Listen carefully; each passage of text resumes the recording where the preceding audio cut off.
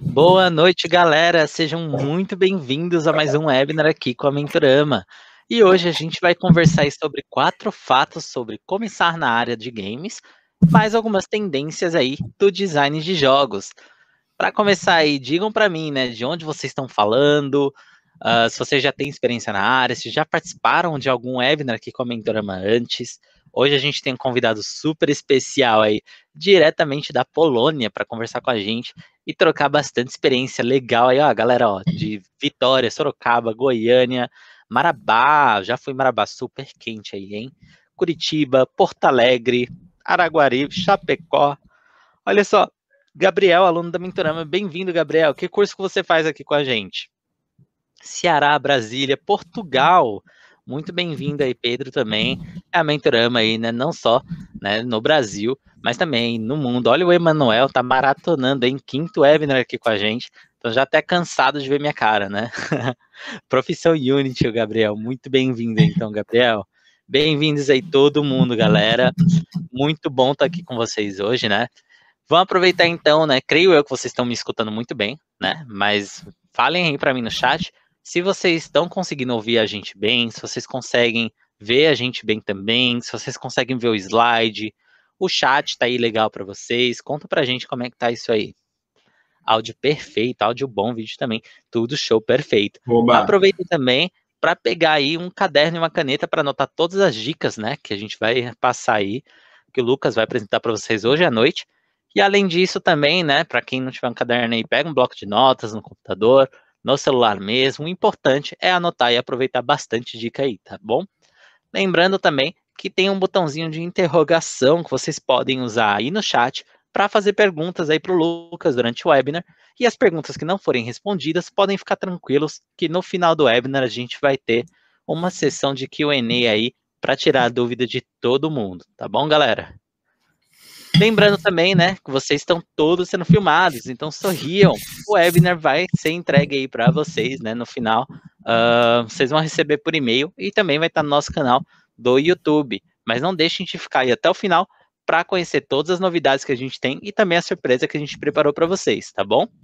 Para quem não me conhece ainda, né, a gente é da Escola Online Mentorama, onde nós temos aí 3.000 alunos, né, mais de 3.000 alunos, não só no Brasil, como também no mundo, né, e também temos mais de 40 programas de ensino em 4 direções de estudo, onde vocês têm aí game, que é o que a gente está conversando hoje, temos também aí a direção de design, programação e a nossa nova direção, que é de marketing, né, onde a gente tem toda uma garantia de qualidade de ensino, tem uma oferta super legal aí para vocês, como eu já mencionei, com um presentaço também, né? E também aí, né, queria lembrar para vocês que os nossos consultores de carreira estão no chat para ajudar vocês aí com qualquer outra dica que vocês tenham ao longo, né, dica não, né, dúvida que vocês tenham ao longo do webinar, né? Para quem já conhece um pouquinho da Mentorama, já conhece também os nossos principais parceiros, né, como a PicPay, HZeus Games, iOasis, Hoplon Digital, Dextra também Life Farm, Nickelodeon, Netflix e muitas mais aqui que estão presentes, né? Não só ajudando a gente aqui, né? Mas também na parte de mentoria, né? Na parte de ensino, na parte de empregabilidade. Então tem muita galera bacana aqui, né? E é bom lembrar também, galera, que a Mentorama, né? Nossos mentores não são só pessoas que pararam aí de trabalhar há muito tempo e querem agora dar aula, né? São profissionais que estão inseridos no mercado de trabalho, tá? Então a gente tem a mais atual informação sempre aí para vocês. Para quem ainda não me conhece, eu sou Rafael Silva, sou coordenador de alguns cursos aqui na Escola Digital Mentorama e eu quero que vocês aí preparem uma salva aí de aplausos, muito bem-vindo aí então para o nosso querido convidado Lucas Stanis, que está falando com a gente diretamente da Donkey Crew na Polônia, que é game producer. E aí, Lucas, como é que você está hoje? Muito obrigado, pessoal. Bom, prazerão estar aqui de novo com vocês. Espero que todo mundo esteja bem, né, nesse momento difícil aí que estamos vivendo. Mas vai ser um papo legal aqui agora para trocar um pouco de experiência. Eu estou muito feliz, adoro dar essa troca e espero que seja de bom proveito para todo mundo que está aí participando. Muito obrigado por me terem aqui como convidado. Com certeza, é um prazer sempre ter você aqui contigo. Ó, hoje eu tô meio doido, né? É um prazer ter você aqui comigo hoje, né? Já é a segunda vez que a gente tá trocando esse papo aí, super legal. Lucas, aproveita então, vamos começar a mostrar pra galera então, né? Um pouco mais de você, um pouco aí da sua história, pra galera te conhecer melhor também. Show de bola. Então aqui, deixa eu só clicar aqui na coisinha direitinho aqui, né? Para eu mostrar minha tela, certo? Todo mundo está vendo a minha telinha? Tudo branco por enquanto. Então, beleza, pessoal. Acho que tudo está carregando ainda, tá? Foi? Aí, foi. Show. Então, essa é a parte menos interessante, né? Mas só que eu acho legal entender um pouquinho quem vos fala aqui, né? E que basicamente esse meu papo também é baseado nas minhas experiências, né? Como pessoa, acima de tudo, e depois como profissional dessa área de entretenimento, né, desenvolvimento de games, que é tão vasta, tão complexa. Bom, meu nome é Lucas. No Brasil, né, o pessoal me chama muito de Luquita. Aqui fora, o pessoal me conhece mais como Stannis, né, que é o meu pseudônimo aí, né, bem baseado no personagem do Game of Thrones lá, o Stannis Baratheon, que eu tenho um sobrenome meio polonês, é Stanislau, e aí eu adaptei aí, né, com quase um nome artístico, nessa situação internacional. Mas eu tenho mais ou menos uns 12 anos aí desenvolvendo jogos, começando ali desde o básico mesmo, fazendo jogos bem simples, né, para empresas, e quiz, e jogo da forca, e enfim, até chegar em MMOs aí, com equipes de 70 pessoas, que é o que eu faço hoje. Tenho 4 anos de carreira como produtor de games, né, essa carreira começou em 2017, ali eu já era game designer há um tempo, mas foi quando eu comecei a tentar fazer o bootstrapping dos meus jogos independentes, né? Esse aí sou eu num evento, né? No SB Games, lá em Curitiba, que aconteceu em 2017, com um jogo que a gente estava criando na época, o Sword of War. A gente teve essa ilustre visita desse cachorrinho caramelo aí, que foi muito bacana, adorou o jogo ali naquele momento. E tem aí 2 anos agora, completados esse mês, inclusive, aqui na Polônia, né? Na Dunk Crew, como carreira internacional. No Brasil, eu já tinha trabalhado com equipes internacionais, né, dentro das minhas atribuições como produtor, mas realmente mudar de país, mudar de continente e trabalhar aqui tem 2 anos. Também jogo aí de main jungle no League of Legends, aí para quem conhece, isso fala um pouco do meu caráter aí, para quem manja. Bom, tudo começou do ponto de vista dessa carreira de produtor com a Undevs, que é esse estúdio independente que eu fundei com mais 3 colegas, né? Inclusive, nós estamos aí, nós 4 mostrados aí nessa logo muito legal do estúdio. Sou eu, a Cíntia, o Rômulo e o Otávio.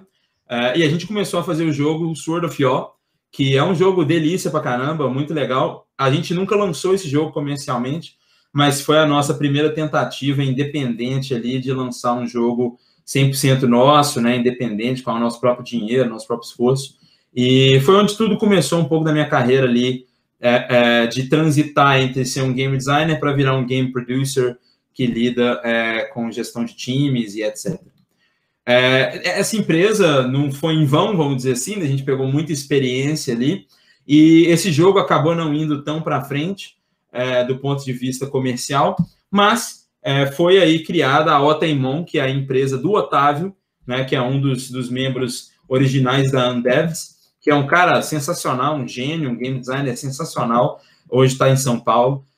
E a Otaimon é a empresa que o Otávio fundou para fazer um jogo que ele já tinha engavetado há um tempo, que à época chamava Corona Black, né, mas, claro, por conta da situação aí, a gente acabaram mudando o nome do jogo para Wolf Stride.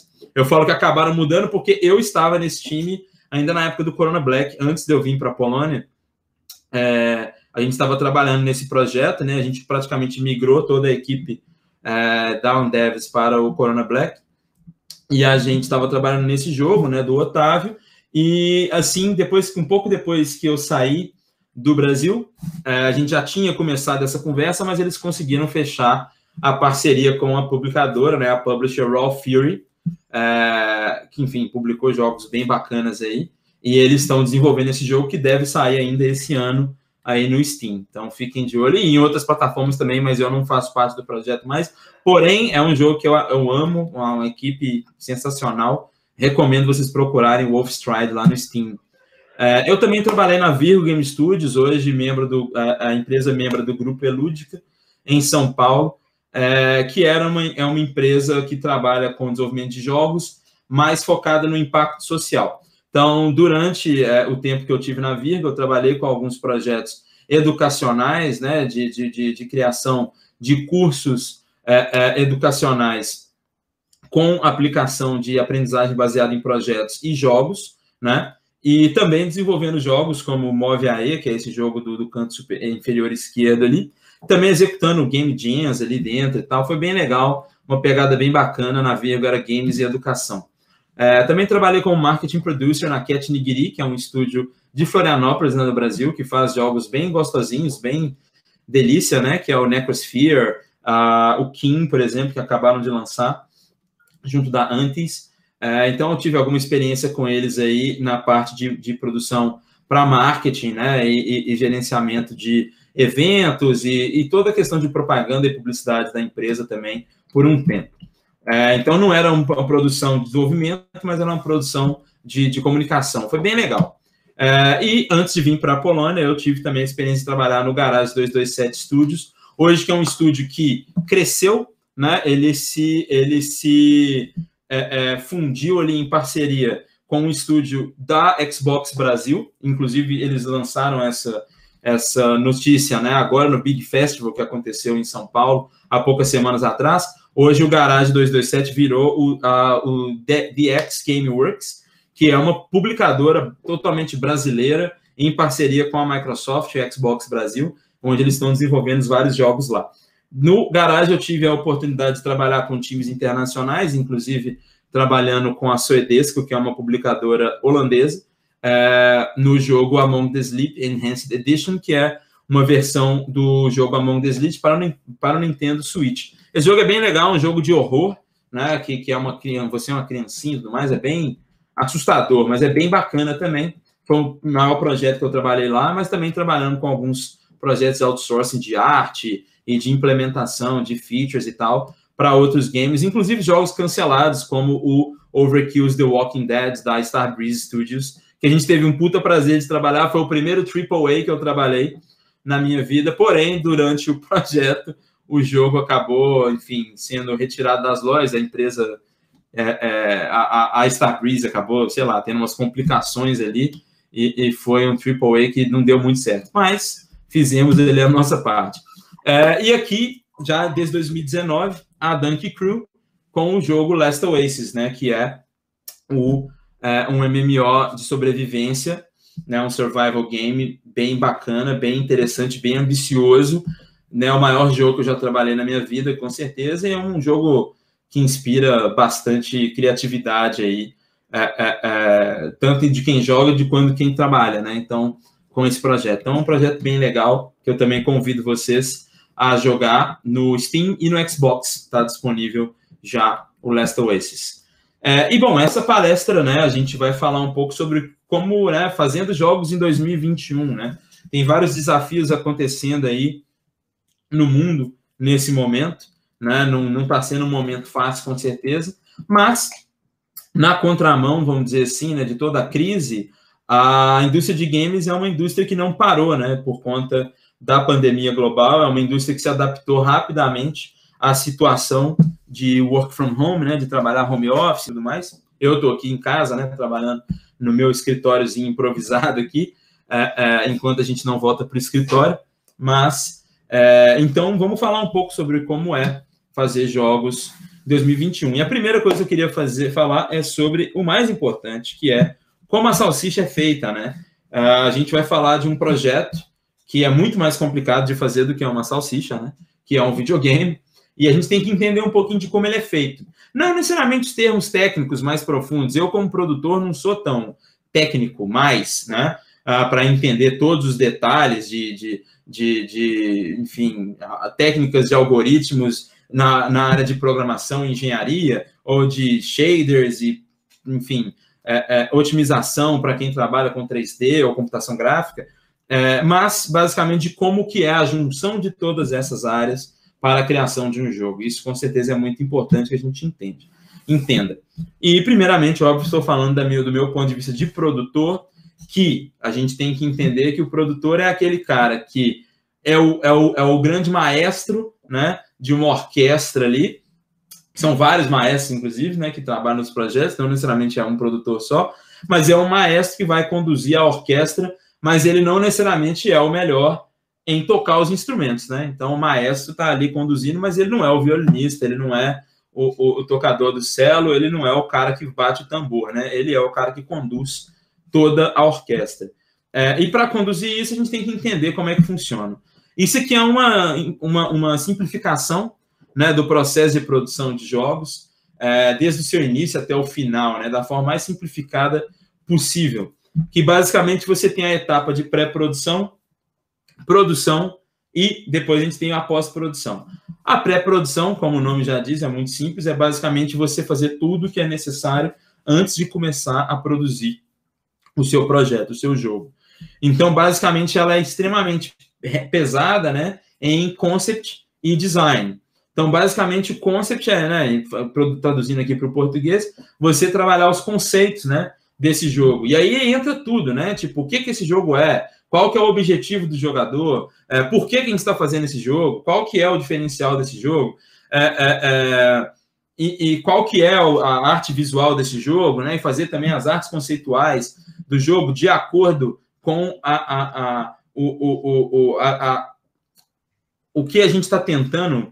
Deixa eu ter uma forma melhor de falar isso em português, mas basicamente o alvo, né, da nossa direção de arte, né? Então a gente está tentando encontrar ela ali também na fase de pré-produção, né? Então várias vezes a gente vai criar, vamos tentar fazer uma coisa que é um pouco mais cartoonizado, mais realista, vamos tentar um meio termo, né? Vamos tentar um shading, alguma coisa diferente, enfim. Mas você tem ali uma equipe que está basicamente criando os alicerces desse projeto, desse produto, né? Tipo, tanto do ponto de vista de design, de como que o jogo é jogado e de como que o jogo né? De como que o jogo, o visual do jogo aparece também, né? Então, quais são as mecânicas, como que você interage com o jogo, é um jogo de tiro em primeira pessoa, um jogo de tiro em terceira pessoa, é um jogo de tiro, porém é um jogo de estratégia, né? É um jogo de tiro em tempo real, porém com a visão side view ali, igual um This War of Mine ali, da 11-Bit Studios, por exemplo, né, que é em tempo real, porém ele é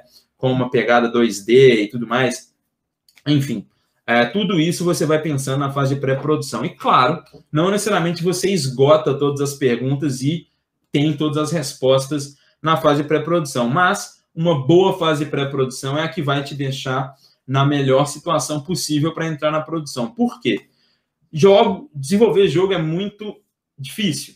É muito complexo e é muito imprevisível, às vezes, os problemas que você vai encarar. Principalmente se você está fazendo uma coisa que você nunca fez antes. Não necessariamente precisa ser uma coisa que ninguém no mundo já fez antes, mas se a gente vai fazer uma coisa que nós nunca fizemos antes, né, vai ser um complicador. Por exemplo, nós na Dunk Crew temos experiências em fazer jogos survival sandbox em terceira pessoa. Se a gente for fazer agora um jogo de estratégia em tempo real, né, tipo um Age of Empires da vida, por mais que a gente tenha muita experiência com o desenvolvimento de jogos, a gente nunca fez um jogo de estratégia em tempo real. Então, com certeza, a gente vai ter muita dificuldade que a gente nem sabe que a gente vai ter ainda, né? A gente vai descobrir problemas que a gente nem sabe ainda, porque a gente nunca fez. Então, ter a pré-produção organizadinha ali te bota numa posição melhor, porque pelo menos o básico do que esse jogo é e o que a gente está tentando alcançar, a gente já tem. Agora a gente já vai ficar focado mais em ultrapassar as barreiras técnicas, né, e de design que forem apresentadas durante a produção. E a produção é simples, óbvio, é extremamente complexo, mas do ponto de vista do processo é simples. A gente implementa e a gente testa, né? Então, implementar é basicamente você tem as ideias, você vai, bota a mão na massa, você faz os códigos, você faz os modelos, você faz os sprites, você faz os behaviors, né? Se for um game designer, você faz os mapas, você junta aquilo, né? implementa e você testa. E, claro, a gente não faz tudo de uma vez e depois testa, né? A gente faz uma coisinha, testa, faz outra coisinha, testa. E toda hora que a gente incrementa o nosso projeto, a gente tem que continuar testando. Então, é o que a gente chama de continuous iteration, né? Então, é basicamente uma iteração contínua que tem o teste ali como parte do desenvolvimento. O teste não é só depois que você terminou a sua tarefa e fala, beleza, tá pronto, e aí você bota para testar. Não. Quando você itera, né, nesse ponto, assim, você não sabe se está pronto, mas você quer testar. Vamos testar esses valores aqui para o balanço de quanto dinheiro cai do inimigo quando ele morre. Bota para testar primeiro. Antes de você falar que está pronto, você vai testar ali para ver como que aquilo funciona. Porque muitas das vezes a gente vai fazer uma coisa certinha. A gente executa a tarefa exatamente como a gente imaginou que a gente tinha que executar, como estava definido. Porém, na hora de jogar, ficou muito ruim, não faz muito sentido, não funciona, isso conflita com outra mecânica que a gente tem em mente, etc. A gente vai descobrindo ali e é tudo normal, tudo faz parte do processo. Não é um processo que dá para ser 100% eficiente. Sempre vai ter um tipo de retrabalho, que é o que a gente chama de iteração contínua. E essa que é a parte que é complicada em videogame, né? Fazer os 20% finais de um videogame é mais difícil do que fazer os 80% iniciais. Então, por isso que a parte de produção ela é tão complexa e complicada, porque ela vai levar a gente para outra parte, que é da pós-produção, que é finalizar, ou seja, polir, né? Você vai fazer o polimento ali de tudo, focar muito mais em vez de desenvolver novos features, né? Você vai focar em corrigir bugs, né? Corrigir problemas do jogo. Então, o jogo está pronto, as mecânicas estão entregues, porém ainda tem vários problemas, né? Se você pensar num jogo lá, tipo Cyberpunk, né? Que lançou no final do ano passado, que foi um puto de um fiasco, porque o jogo estava completo, assim, foi um sucesso absurdo comercial, né? Porém, foi um fiasco do ponto de vista de desenvolvimento, porque o jogo saiu muito, muito, muito mal acabado. Porque provavelmente tiveram uma etapa de produção bem complexa. E isso não é para falar mal da CD Projekt Red, que inclusive é a minha vizinha aqui, né? Uma empresa vizinha nossa aqui na Polônia. Não é sobre isso. Fazer videogame é muito difícil, não é culpa necessariamente do estúdio, né? Mas o projeto realmente ficou cabuloso ali no meio do caminho, ficou difícil, né? Então agora eles estão continuando resolvendo esses problemas, né? Então a fase de finalização eles ainda estão fazendo, mas eles já publicaram o jogo. Enfim, aqui é um processo um pouco mais está um pouco mais especificado, né? Onde você tem a pré-produção falando sobre isso, né? Você tem aqui o Concept Development e o Design. E você vê que tem essa setinha aqui que fica voltando, né? Você pensa num conceito e você vai, beleza, esse aqui você começa a pensar no design, aí você vai e o design influencia o conceito, certo? E aí na pré-produção você tem, mais game designers pensando nisso, né? Subject Matter Experts, que são basicamente experts no assunto, né? Então, se você está fazendo um jogo que tende a ser historicamente correto, ou que tenda a ser, por exemplo, semi-realista do ponto de vista da física espacial. Então, você tem um cara ali, ou um historiador, né, para o primeiro exemplo, ou você tem um cara que é um fisicista, ou nem que seja um astronauta, sei lá, mas alguém que está ali para te ajudar também nessa pesquisa, né, de conceito.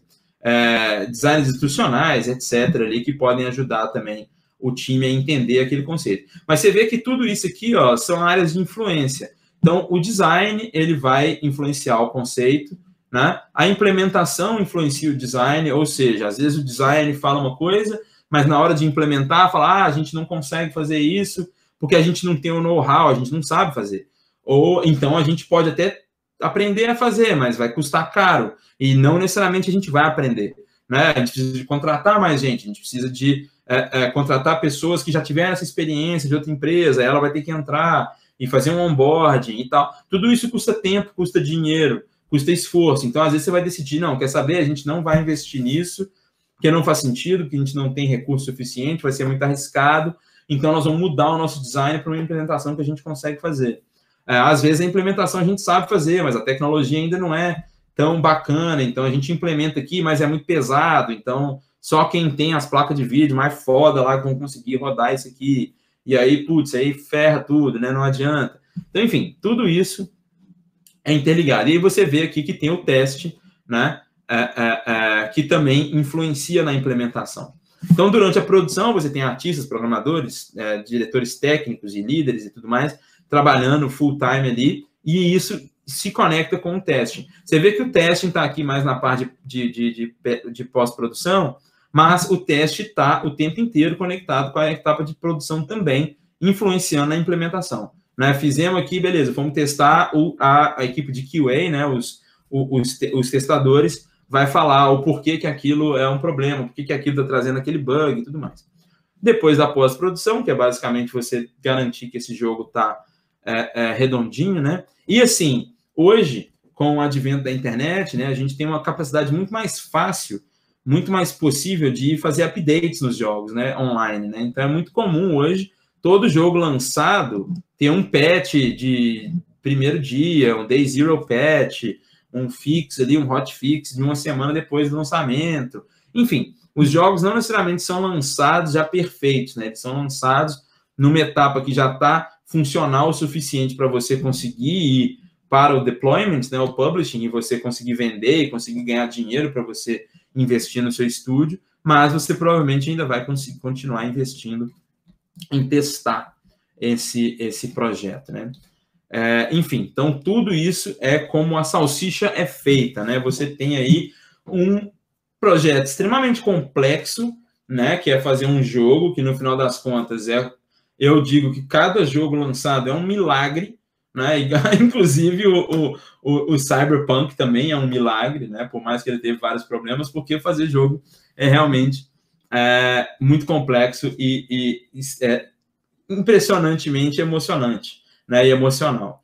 E tudo isso é por causa de uma questão de uma equipe extremamente multidisciplinar, né? A multidisciplinariedade é um dos fatores mais importantes e mais empolgantes também da área de desenvolvimento de jogos.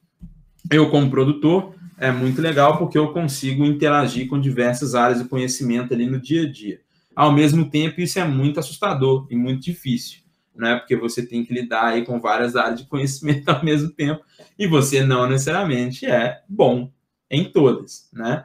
Mas é muito legal, é muito importante que as pessoas que trabalham com jogos entendam que todas as áreas são igualmente importantes, por mais que, óbvio, né, sem um programador ali, o jogo não roda, né? Então não adianta nada você ter música e animação e design se não tem uma pessoa para programar aquilo ali e fazer aquilo funcionar.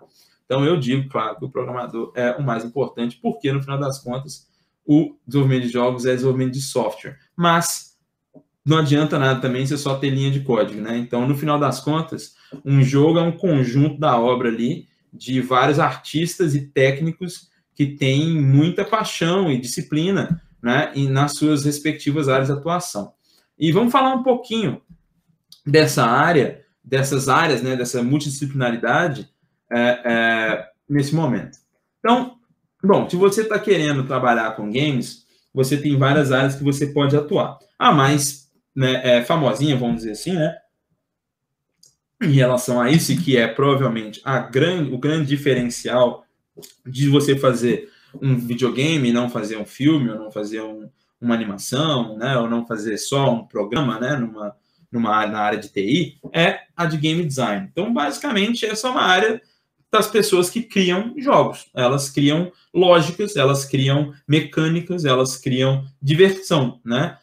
Você não cria diversão do ponto de vista teórico, né? Você não tem como dizer, vou criar diversão, mas você cria dinâmicas que tornam a interação divertida. Ou não, né? Às vezes fica realmente muito ruim, né? Um pouco divertido. Ou às vezes uma pessoa gosta, outra pessoa não gosta. Mas enfim, a área de game design é basicamente dedicada às pessoas que querem criar funcionalidade, criar mecânicas, criar formas de jogar, né? E criar interações lúdicas, né? Que é o que a gente fala, que vai trazer aí tudo o que o jogador espera, né? Dependendo do gênero que ele gosta, né? Mas, então, se você for pegar, por exemplo, você pode ser game designer e trabalhar com um jogo de tabuleiro. A gente está vendo aqui, por exemplo, um exemplo de um protótipo, né, de um jogo de tabuleiro, o pessoal tá jogando ali com umas peças e uns grão de bico ali, sei lá, uns papelzinho impresso e tudo mais, e eles estão basicamente testando, né, um projeto. Jogos de tabuleiro, por exemplo, são extremamente complexos, né, e difíceis também de se fazer do ponto de vista de design.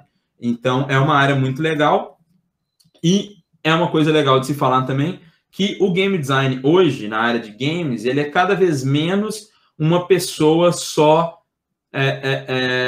designer do ponto de vista não necessariamente teórico, mas que não tem uma atuação técnica, né? O game designer, por muito tempo, ele era aquele cara que criava, muitas vezes até Excel, né, planilhas e tal, para criar balanceamento e tudo mais, mas ele basicamente criava regras, né? E essas regras poderiam ser ali num papel, poderia ser um documento, né, de como que as interações funcionam, e você terceirizava essa implementação, esses testes para outros profissionais da área de games, né? Geralmente técnicos, né, programadores e tudo mais, que vão executar ali em código, né, em software, as ideias do game designer. Hoje, com as game engines, né, cada vez mais acessíveis para todo mundo do time, é muito bom e muito importante, inclusive, é um diferencial que quase não é um diferencial mais, é quase uma necessidade de que os game designers consigam utilizar as game engines para prototipar suas próprias mecânicas, antes de um programador ter que ir lá e executar e criar aquele protótipo só para testar. Então, eu recomendo muito, se você quer ser um game designer, já começa a fazer aí seus cursos, né, igual aí do pessoal que está no curso de Unity, de game engine, né, Unity, Unreal, Construct, Game Maker, o que for, para você ter a manha técnica, não necessariamente você ser o melhor programador do mundo, você nem precisa aprender a programar, você pode fazer tudo na Unreal com blueprints, né? Mas é muito bom que você consiga criar seus próprios protótipos interativos. E isso não é só bom para você que quer trabalhar com game designer, mas também para você que quer mostrar os seus, fazer pitch, né, dos seus projetos para publishers, né? Se você consegue fazer alguma coisa jogável, é muito mais atrativo para essas publishers do que só um documento explicando de como que você imagina que o jogo vai ser. Um jogo rodando é melhor do que 1000 slides e 1000 páginas de game design document. Beleza. Tem também a outra área muito importante, que é a área de game art, né? E a gente tem muita gente que gosta pra caramba, até porque se atrai, né, por ter crescido, né, jogando videogame, vendo animação, vendo desenho, enfim, simplesmente estando em volta de arte, né? E é uma área sensacional, e onde você tem várias oportunidades, né, de expressar o seu idioma artístico ali mesmo, né? Se expressar, né, como artista.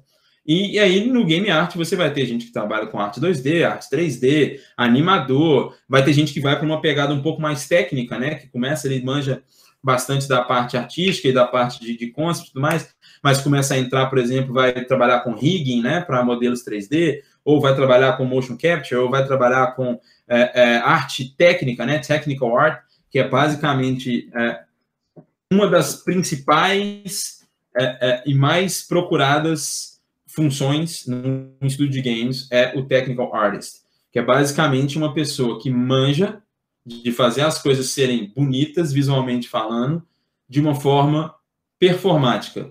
E o que eu quero dizer com performática? Não é sobre ser alegórico ou bonitão, maravilhoso. Não. É sobre rodar bem. É sobre não ser muito caro computacionalmente falando. É muito fácil, entre aspas, né? Você fazer algo que, tipo, parece muito bonito, mas que é muito pesado, e aí você não vai ter um pouco mais de dificuldade de usar isso, principalmente se for um jogo online, né, que tem muitas replicações ali com servidor e tudo mais. Então, você ter uma pessoa que faz não só uma arte bonita, mas que consegue otimizar aquilo ali para uso de memória, principalmente se você está trabalhando com console, né, com videogame. Claro, cada vez fica menos latente essa necessidade, porque cada vez os computadores estão mais foda, né, os videogames estão mais foda, com processadores melhores, mais memória e tudo mais. Porém, ainda assim, né, os jogos que a gente vê, né, um God of War da vida, um Red Dead Redemption, o malabarismo técnico que acontece ali para trás, para aquela folha parecer a folha mais maravilhosa que já viu num jogo 3D, é assim, muito, muito, muito valioso. Porque sem esses profissionais, aquele jogo não conseguiria existir. Né? Aquele jogo maravilhoso, você vê, não, o cara tá pisando na neve, a neve mexe, mas aí, não, tudo é maravilhoso. Né? É uma grande ilusão ali que está acontecendo, né? Que eles estão te mostrando, que parece que tudo é extremamente maravilhoso, mas na verdade tudo é 100% muito bem otimizado para que o conjunto da obra seja lindo e ainda rode no seu videogame de 10 anos atrás, né? Quase 10 anos atrás, que é o 2013, né? O Xbox One e o PlayStation 4. Enfim, o Game Programmer, né? Aí você tem uma foto aí do John Carmack, né? Hoje está no Facebook Oculus, mais um dos founding fathers do Doom, da id Software. É uma das principais, como eu disse, né? Eu vejo como a principal, porque sem o programador a coisa não anda. Porém, né? Quem sabe aí, em algum momento, aí a Zenji não vai precisar nem de programador mais, vai ser todo mundo, só os designers fazendo as coisas em lógicas, lá na blueprint e tudo mais. Eu acredito que isso nunca vai acontecer, mas pode ser que aconteça em algum momento. Mas, com certeza, é um profissional muito, muito, muito importante. E, óbvio, como programador, você pode fazer várias coisas dentro do jogo. Não quer dizer que você vai programar tudo. Né? Tem gente que vai estar mais focada em a inteligência artificial, tem gente que vai estar focado mais em interface de usuário, tem gente que vai estar focado mais em implementar features de gameplay, né? Tem gente que vai estar... Depende do projeto que você vai trabalhar, né? Você vai trabalhar num projeto específico, um jogo FPS, ali, não sei o que e tal, às vezes você vai ser um programador só de mecânica de arma, às vezes você vai ser um programador só de combate, né? Num jogo de... que tem combate, por exemplo, lá no Last Oasis, né? Você tem lá o Melee Combat e tudo mais. Tinha uma galera focada só nisso. Então, basicamente, é a pessoa que cria os códigos e tudo mais e programa o jogo. A gente tem Game Audio, que é extremamente importante. Geralmente, as pessoas... Os últimos a serem lembrados. Esse aí, inclusive, é um grande amigo meu, Fernando Pepe. Trabalha na Wild Life Studios em São Paulo. Também faz bastante freelancer, um puta de um compositor e um sound effect designer. Isso aí é o estúdio dele, né? O home office dele, que é bem bonito, inclusive, né? É bem legalzinho. E é o pessoal que trabalha aí compondo trilha sonora e também efeitos sonoros. E mais, essas pessoas hoje, como sound designers, né? Geralmente elas trabalham usando middlewares, né? Como o Fmod e o WWise, que são basicamente engines de áudio para games, né? Que se conectam com a Unreal, ou com a Unity, ou com, enfim, qualquer engine que o estúdio estiver utilizando, e eles conseguem eles mesmos ali fazer os protótipos e testar, né, fazer áudio dinâmico, que é a coisa mais interessante que existe do ponto de vista de áudio, assim, na minha opinião, né, porque eu não sou super especialista em áudio, mas em videogame, que é basicamente essa diferença, né, de um cinema para um videogame, né, que tipo, se você entra numa sala, a música muda, se acontece alguma coisa, a música muda, se o personagem está com 100 de life, a música é uma, se ele está com 5 de life, é outra. Né? Você voltar lá no Super Mario, lá do Super Nintendo, né? Se você está no Yoshi, a música é uma, se você está sem o Yoshi, é outra. Então, enfim, cada vez mais complexo, claro, o áudio dinâmico e como que os sons acontecem dentro do jogo. E é uma coisa muito triste de se dizer, mas que realmente é a verdade. Quando o trabalho de áudio é muito bem feito, ninguém nem nota. A galera só nota quando é muito ruim. Quando é muito bem feito, todo mundo, tipo assim, legal, que jogo foda, mas dificilmente o pessoal lembra e fala, nossa, mas o áudio é muito animal. Né? Quando é bem feito, acaba sendo um pouco escondido. Mas é assim que essa galera sabe que fez um bom trabalho. Quando ninguém está falando do áudio ali, é porque fizeram um trabalho fenomenal. Mas é óbvio, claro, em algumas obras você vai ver e falar, nossa, a trilha sonora é impressionante, nossa, os efeitos sonoros são impactantes. E isso depende muito do projeto. E aí você tem também aí o pessoal né, mais gente boa que tem na área de games, que é os produtores, né, a galera de game production, que faz provavelmente o trabalho mais chato, né, que é esse trabalho de... Tô brincando, gente, não é chato, não, é super legal, tá? Mas é um trabalho mais analítico, né, de você entender quais recursos que você tem, né, e aí, infelizmente, a gente coloca na aba de recursos, né, não só dinheiro, mas também o pessoal que está trabalhando, óbvio, não tá longe de mim aqui falar que pessoas são só recursos, não é isso, tá, gente? Mas quando eu falo de recursos, estou falando de todos os recursos dispostos ali do estúdio. e aí entra também a força de trabalho, né? Então, as pessoas que têm disponível, quantas tarefas tem para ser feitas, quanto de dinheiro tem na conta, pode contratar mais gente, pode mandar essas tarefas para um outsourcing, pode, saca, tipo, pagar hora extra para o cara se ele quiser, a gente quer fazer isso ou não, o cara fazer crunch ou não, né, tipo assim, né, o que é uma coisa que é interessante se falar também, que a gente tenta evitar ao máximo, mas que acontece na área de games, enfim, basicamente organizar a casa, e não necessariamente para acertar o tempo inteiro. Eu, como produtor, não posso mentir para vocês de que quando eu faço um roadmap, né, um gráfico ali de etapas ali de tarefas, que tudo que está escrito ali está certo. Não, não está, e aquilo vai mudar. Mas, basicamente, a gente se planeja para errar o mínimo possível. Mas a gente sempre vai errar, sempre vai acontecer um problema, né? O PC vai estragar, alguém vai ficar doente, a tecnologia não vai funcionar, o que a gente imaginou que a gente sabia fazer, a gente não sabe, deu algum problema de última hora que ninguém sabe resolver, enfim. Tem muita coisa que vai acontecer nesse período, e o papel da produção é minimizar, mitigar todos os riscos da produção e tentar antecipar esses problemas. Porque uma coisa é quando um problema acontece e você não estava esperando ele, aí você desespera, e é muito estressante. Quando um problema acontece, mas você já sabia que tinha aquele risco, você falou, olha, é bem possível que isso aqui vai dar problema. Se der problema, beleza, triste, mas você já sabia, né? Você já estava um pouco preparado. Se der problema, a gente faz tal coisa, né? Por mais que vai ser difícil, ele já está preparado. Então, basicamente, a produção é organizar ali as tarefas dos desenvolvedores e mitigar os riscos da produção, sempre mantendo ali o máximo de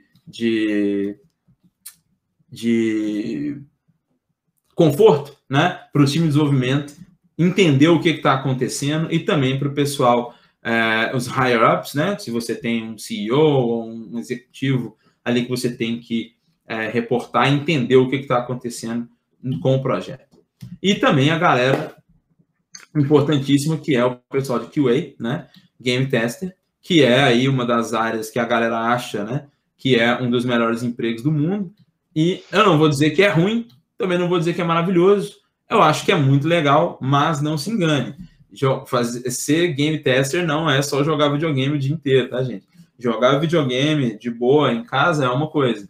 Jogar videogame como profissão é diferente. E é muito legal, com certeza, mas o objetivo é outro, né? Então, basicamente, essa galera tá aí jogando para não só descobrir, mas relatar os problemas, né? Não é só falar, tá dando problema ali na fase 2. Não, você tem que entender o problema, tentar reproduzir o problema, tentar trazer o mais mastigado possível o porquê que você acredita que esse problema está acontecendo, quando que aconteceu com você, por que aconteceu com você, qual controle você estava usando na hora, quantas balas de revólver tinha no inventário do seu personagem, qual a cor da sua cueca, tudo direitinho, o máximo de informação possível para você passar isso para a equipe de desenvolvimento, para eles tentarem encontrar o mais rápido possível a fonte desse erro, desse bug, né? E é uma coisa que nunca acaba, né? Não é tipo assim, tem uma musiquinha, mas é em inglês, eu não lembro como é que canta, mas que basicamente que fala, né? Você tem 5 erros no código, 5 erros no código, você arruma um, enfim, arruma mais 2, agora tem 35 erros no código. Então não adianta, às vezes você arruma um problema e, na verdade, quando você arruma um, você cria mais 5, né? Então, por isso que é muito importante que o time de QA esteja muito, muito alinhado com o time de desenvolvimento, porque eles que vão testar o jogo o tempo inteiro. O programador, o cara que está desenvolvendo lá, ele não consegue, né, tipo, programar uma coisa, fazer lá, compilar o código dele e testar imediatamente, né? Às vezes sim, às vezes não. É meio difícil. E às vezes ele está testando ali na versão dele, que está no computador dele, aí tudo funciona. Quando ele manda para o Source Control, né, no GitHub ou no SVN, a coisa junta toda, aí o QA vai testar amanhã, explodiu tudo, né? Então, tudo isso é um back and forth, né, que a gente fala, é um processo de vai e volta enorme. É importantíssimo que a equipe de QA faça um bom trabalho. Senão, a gente tem projetos que vão acabar ficando muito inconsistentes. E tem também, para finalizar, o pessoal de Game Marketing e Publishing, que também não deixam de ser extremamente importantes, porque né? Por mais que a gente está falando aqui de desenvolvimento de jogos, isso é uma indústria, e a indústria precisa de criar produtos, e esses produtos precisam de ser vendidos, né? Então, eles precisam de ser marketados, publicados e vendidos para que nós tenhamos mais dinheiro para fazer mais jogos. Então, essa galera vai trabalhar com toda a questão aí de publicidade e propaganda de acordo com o seu projeto, conferências, eventos, tudo necessário para que se crie uma base de usuários, né, que se crie uma comunidade, que é o que a gente mais chama hoje, né, em torno do seu projeto, que você consiga ter o máximo de notoriedade. Existem muitos jogos excepcionalmente fantásticos que não ganharam R$1, não venderam uma cópia, ou se venderam muito pouco, e hoje o cara que fez, ou a equipe que fez, está fazendo outra coisa porque não deu certo. E não porque o jogo era ruim, mas porque ninguém nem sabia que o jogo existia. Então, é muito difícil, é um mercado difícil, competitivo, e se aquele negócio, quem não é visto não é lembrado. Se ninguém sabe que seu jogo existe, você não vai ganhar R$1. E então, você tem que ter essa galera aí mantendo a certeza, né, e trabalhando para que o seu jogo esteja disponível e que ele seja notado, né? Isso é realmente muito importante. Eu acho que a gente pode fazer agora uma pausinha aí, né? Passar a bola para os nossos colegas da Mentorama agora. Valeu. Uma coisa legal, Lucas, que o Guilherme perguntou, né? Que ele perguntou ali, tu acha que ainda é válido tentar criar um jogo sozinho hoje em dia? Eu acho que é. Depende muito da sua intenção, depende muito do seu objetivo aquele projeto. Se o objetivo daquele projeto é você aprender a fazer um jogo sozinho é excepcional. É uma das melhores oportunidades que você vai ter. Inclusive, se você quer trabalhar com pessoas na área, porque, você vai respeitar todo mundo que trabalha com você, depois que você tentar fazer um jogo sozinho, mesmo que você não consiga finalizar e tudo mais. Então, depende da sua expectativa. Se você vai fazer um jogo sozinho, vai ter a expectativa de que aquele jogo você vai vender horrores e ficar rico, aí não é que não vai dar certo. Existem exemplos que sim, rolou. Mas eu não sugeriria que fosse esse o objetivo. Eu iria fazer, vamos fazer um jogo com o objetivo de aprender. E aí, beleza. Porque tem, inclusive, um game designer brasileiro que é muito foda, que é o Mark Venturelli, da Rogue Snail. Trabalhou também com a Behold Studios, né, no Chroma Squad e outros jogos também. E ele tem uma frase que é isso, né? Tipo, vamos parar de não fazer jogos. Né? Cada jogo que você faz, cada projeto que você tenta fazer, é muito mais experiência que você ganha. Então, com certeza, vale muito a pena, sim, fazer jogo sozinho. Maravilha! Né? E falando aí um pouquinho, né, de mercado e tudo isso que a gente está falando, né? Não sei se vocês sabem, mas a indústria, né, continua crescendo aí gigantescamente, né? Tanto que desde 2013, né, tem quase dobrou aí o tamanho, né, principalmente aí nos últimos 5 anos, né? E por isso, né, que hoje o mercado ele precisa de muito mais profissionais, afinal, né, principalmente agora com a pandemia, tenho certeza que pelo menos um de vocês jogaram aí pelo menos um jogo, nem que seja um jogo no celular, mas com certeza aproveitaram esse tempo aí, né, vago que muitos de nós tivemos para se distrair aí jogando ou compartilhando com amigos, família e tudo mais, né? E hoje um bom start aí para vocês, né? Vocês podem começar, né, com o nosso curso Profissão Game Designer, né? Onde você tem aí todo o apoio do nosso centro de carreiras, né, que te ajuda aí a encontrar o emprego já na área, né, com diretrizes aí, suporte no currículo e portfólio, são empresas reais, né, que ajudam aí, né, na defesa do seu projeto final, tem workshops com especialistas na área, né, o que é muito legal, e consultoria individual também, né, porque aqui a gente vai ajudar você a montar o seu portfólio, né, tudo do jeito que tem que ser, e realmente conversar com você, né, sentar e conversar com você, para descobrir o que realmente, né, é o melhor para você dentro do mercado. Como eu já mencionei com vocês, né, para quem já teve aqui, tem a galera aí nos comentários, né, que falam que já tá no terceiro, quinto webinar com a gente. Com certeza já viram a cara de alguns mentores nossos aí, né, como o Vitor, o Giliard, que tá aí sempre com a gente também, o Giovanni Webster, né, que é áudio designer, o Caio Prats, que estava aí com a gente, né, na semana passada também, né, o Carlos, tem muita galera legal, tá, galera que tá inserida no mercado de trabalho, né, como eu mencionei com vocês, não é uma galera que, tipo, parou de trabalhar, sei lá, 20, 30 anos atrás, e agora tá aí sem nada para fazer e fala, vou lá dar aula então. Não, a galera que tá aí ativa no mercado, né, o Denis Santos, né, quem conhece aí o Denis da Gazeus, né, que teve aí uma experiência super legal, o Rodrigo de Souza, né, que já deu palestras maravilhosas aí no UFRJ, né, PUC-Rio, o FF, né, é um grande game designer aí também, já trabalhou em empresas gigantescas, o Arthur, né, quem não conhece aí o jogo Octodash, né, que entrou no top 10 aí da Play Store, grande Arthur aí tá com a gente também na parte de mentoria, né. Também tem o Gabriel, que é um super especialista em Unreal, né, especialista também em jogos 2D, o Luciano Soares aí, que é o nosso queridíssimo especialista aí em games 3D também, né, e produção 3D, Marcel Lobo, que manda muito bem aí também, tá? Alguns trabalhos aqui, vocês podem ver, por exemplo, aí alguns trabalhos dos mentores, né, na tela. É uma galera que tem uma qualidade super legal, tem uns trabalhos super legais também para mostrar para vocês. A nosso processo, né, educacional, você assiste as aulas online, faz as atividades, conversa com o mentor, tem o projeto aí que você faz também no e aí você também tem as tarefas de casa, onde você consegue desenvolver aí na prática, né, estudando na prática. Então você tem muito mais aí para acrescentar para o seu portfólio. Além disso, tem a nossa mentoria individual, né, onde você tem aí o feedback dos mentores com as tarefas de casa que você realiza. Também aí para você tirar algumas dúvidas sobre as aulas, né, vocês podem ver aqui um pouquinho da nossa plataforma de ensino. Tem também a galera que dá suporte aí, tanto aqui, né, que já tem os nossos consultores de carreira, tirando algumas dúvidas aí que vocês já colocaram no chat, tanto também no nosso, né, no nosso pré-venda ali, onde você conversa um pouco sobre o curso, para descobrir realmente o curso é certo, né? Tem ali todo um suporte que você tem e também um suporte pelo nosso Discord, né? A galera aí, principalmente de games, né, conhece bem o Discord.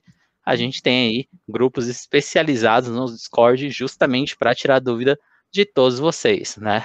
Aqui, por exemplo, tem um trabalho aí de um aluno super queridíssimo, Johan, né, que fez aí de games super legal. Depois vocês também, né, no nosso site ou aí com o nosso consultor de carreira. Tem nosso serviço de atendimento, que eu já mencionei um pouquinho com vocês, né, desde aqui também os consultores de carreira.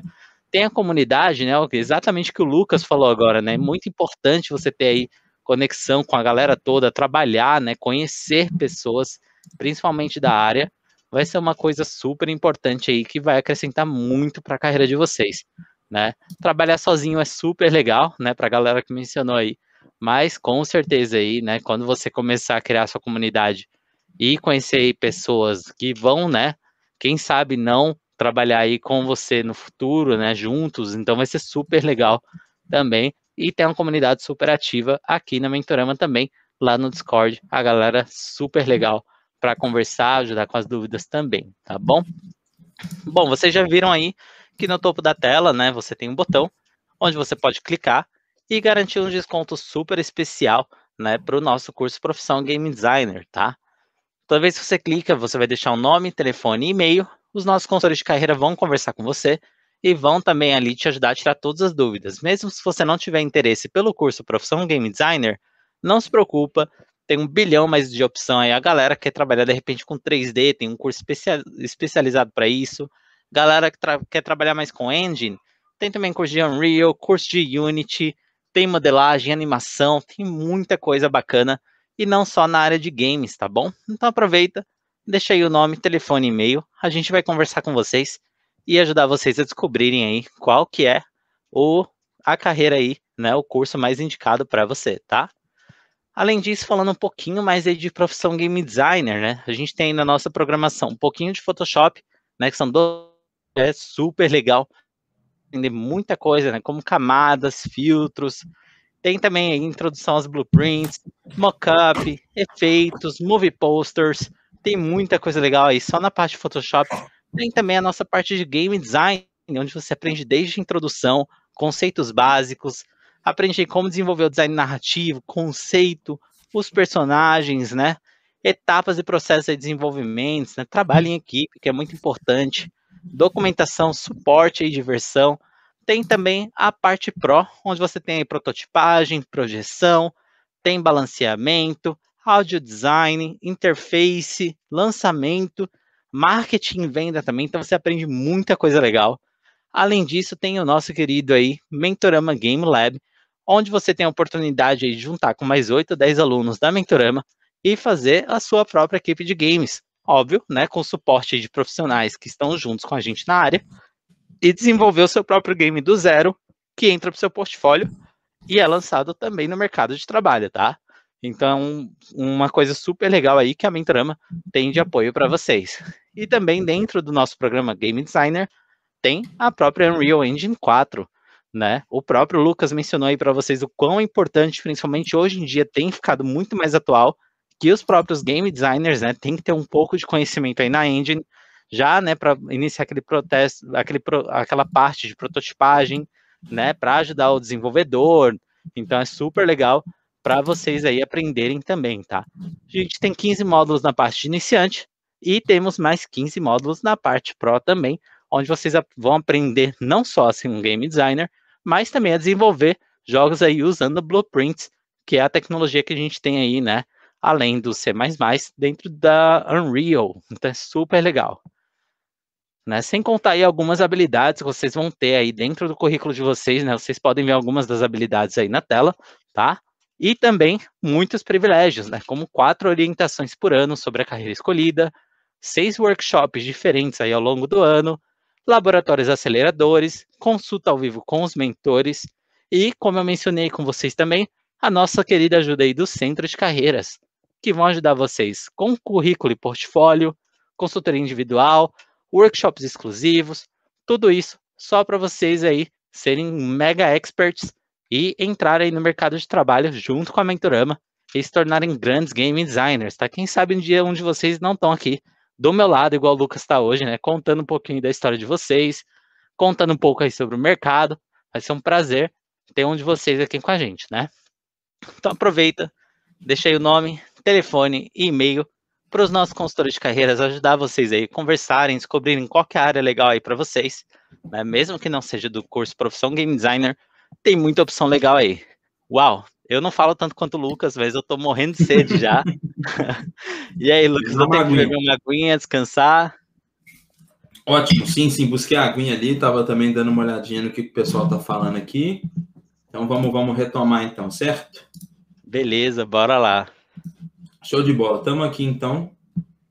Voltamos aqui, né? Então, beleza, né, galera? A gente falou disso tudo, né? Isso foi bem legal.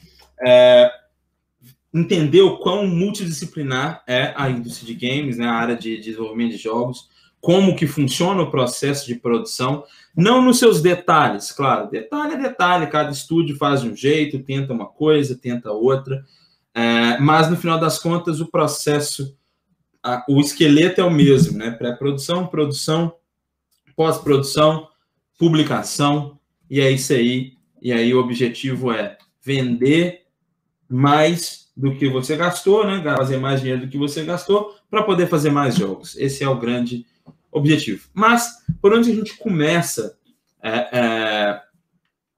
Você agora me ouviu, né? Falou, putz, eu quero trabalhar com games, mas eu não entendo nada de games. Eu quero fazer meu primeiro passo. Por onde começar? Bom, a primeira coisa que eu sugiro é que você descubra o seu interesse. E quando eu falo descubra, é basicamente, tipo assim, não tem como você saber exatamente, saca? Tipo, qual que é a área que você vai para cima, vamos dizer assim. Eu, por exemplo, eu comecei como game designer, até porque no momento que eu comecei a estudar games no Brasil, não existia uma maturidade tamanha do mercado onde que produtores existiam, de certa forma, né? Os produtores, eles se aparecem como necessidade quando a coisa começa a ficar um pouco mais complicada e precisa de ter alguém dedicado para organizar a casa, vamos dizer assim, né? Mas eu comecei como game designer. Meu objetivo principal era a questão mais psicológica, de usabilidade e de mecânicas, né? Então, assim, eu aprendi a programar, eu aprendi a fazer arte um pouquinho, nunca fui excepcional em nenhum dos dois. Era relativamente bom, na minha opinião, era bom como game designer e era o que eu mais gostava de fazer, que era criar ali as mecânicas de jogo e como que o jogo era e como que o jogador interagia ali naquele universo. E aí você tem coisas espalhadas ali também, como world building e tudo mais. Mas o objetivo é descobrir o seu interesse. Agora, a melhor forma de você descobrir o seu interesse é você experimentar, né? Então, por exemplo, um amigo que perguntou sobre fazer jogos sozinho, é uma ótima forma de você descobrir o seu interesse. Se você começa um projeto que o seu objetivo é descobrir o seu interesse, por exemplo, aprender a fazer um jogo, eu quero fazer um jogo do zero até não necessariamente lançar, esquece lançar, se é o seu primeiro jogo, esquece lançar, só fazer um jogo, para mim aprender a fazer. Então pode ser a coisa mais simples possível, mas você vai começar, você vai programar, você vai fazer a arte, você vai fazer o áudio, você vai colocar as musiquinhas, você que vai fazer a coisa toda. Você vai entender, né, que muita gente que entra num curso, às vezes, né, quer fazer já o GTA ali e tudo mais. Você vai entender que para fazer o Super Mario ali já é complexo o suficiente, né, para começar. Então, você começa a fazer, você vai aí tendo mais experiência para descobrir o seu interesse. Uma coisa que eu sugiro a todo mundo que quer começar a fazer jogos e está começando agora é participar de Game Jams, que é basicamente, né, essa maratona de desenvolvimento de jogos, né, é um desafio de desenvolvimento de jogos, que hoje, cada vez mais, se torna um evento social, né, onde o objetivo é estar ali junto com uma galera bacana e massa, fazendo o que todo mundo ali está disposto a fazer, né, que é criar jogos. Não é sobre fazer o melhor jogo, não é sobre fazer um jogo excepcionalmente fantástico que vai te fazer ficar rico, né? É sobre você se expressar, né? Artisticamente, tecnicamente, ali, com as suas habilidades, com os seus objetivos, fazendo jogos. Esse é o objetivo das Game Jams. É claro que tem algumas que têm objetivos mais específicos, tem umas que são mais competitivas, né? Mas, no geral, é basicamente te dar uma limitação ali, um tema para você seguir. Basicamente, Game Jam é tipo fazer redação do Enem, só que em vez de uma redação é um jogo, né? É basicamente isso. Só que para fazer redação a gente tem que, né, entender um pouco de português ali, coerência, coesão e tudo mais, e saber escrever, né? Para fazer um jogo você tem que saber disso aí tudo, né? Mas de um ponto de vista técnico, então você tem que saber fazer alguma coisa ali para esse produto, porque não necessariamente você tem que fazer tudo, você pode fazer uma Game Jam sozinho, ou você pode fazer com um grupo, né? Então é muito comum que as pessoas que, putz, eu quero fazer Game Jam, mas eu só manjo de áudio, então eu não consigo fazer um jogo sozinho, porque eu quero fazer o áudio para o jogo. Tudo bem? Você vai ser a pessoa do áudio do grupo da Game Jam. E você vai conhecer mais gente, você vai conhecer como trabalhar com gente diferente, né? Todo mundo ali é inexperiente o suficiente para estar nessa busca, por mais que muitas pessoas já com bastante bagagem gostam de participar de Game Jam e acabam participando de Game Jam. É uma boa oportunidade aí de conhecer pessoas. Eu acho muito legal e tem vários lugares, por exemplo, em São Paulo, o pessoal faz as Game Jams da Global Game Jam lá na FATEC, aí tem o pessoal lá da Game Audio Academy, que faz uma parte que é só o pessoal do áudio, e o pessoal do áudio trabalha com os grupos da Game Jam para fazendo o áudio para os jogos, sabe? Enfim, super legal, é um evento social bacana, comer muita pizza e fazer videogame ali, né? Falando de pizza, né? Olha aí, né? Isso aí é o trono de pizza da Global Game Jam de Curitiba, que é a maior sede da Global Game Jam do Brasil, que é lá na PUC Paraná, lá na cidade de Curitiba. Esse aí patrocinada pela Unreal Engine, né, essas pizzas aí, mas também teve patrocínio da Unity nesse evento. Tem gente que viaja para participar lá, se inscreve e participa lá. A Global Game Jam é um evento totalmente gratuito, né? Que, óbvio, dependendo do lugar que você for, você vai ter algum custo, mas a Global Game Jam acontece no mundo inteiro, tem várias sedes locais e tal, e é um grande evento aí de criação de jogos global, e as pessoas colocam seus jogos na plataforma, enfim.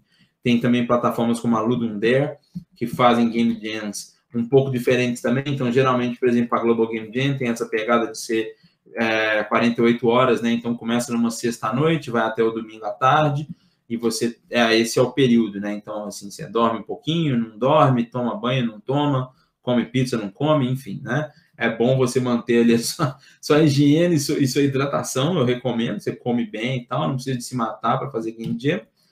Não tá? Game Jam não é um teste de como é trabalhar em jogos, não é. É um evento para fazer jogos nesse momento. E o objetivo é todo mundo estar ali junto, né? Mas também tem eventos que vão fazer as coisas online, por exemplo, a Ludum Dare, né? Que tem, inclusive, jams um pouco diferentes. Tem jam que dura uma semana, tem jam que dura 2 dias, tem jam que dura um mês, né? Enfim, tem vários exemplos aí.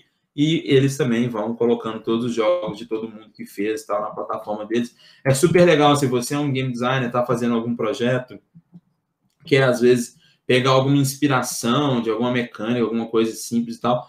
Se você for na Ludum Dare e ver todos os jogos que estão lá, claro que a maioria é uma coisa muito rústica, muito rudimentar, mas vai ter muita coisa legal para você ver e falar, olha que legal esse joguinho, olha só, né? Tipo, com um escopo pequeno, mas que fizeram uma coisa legal aqui.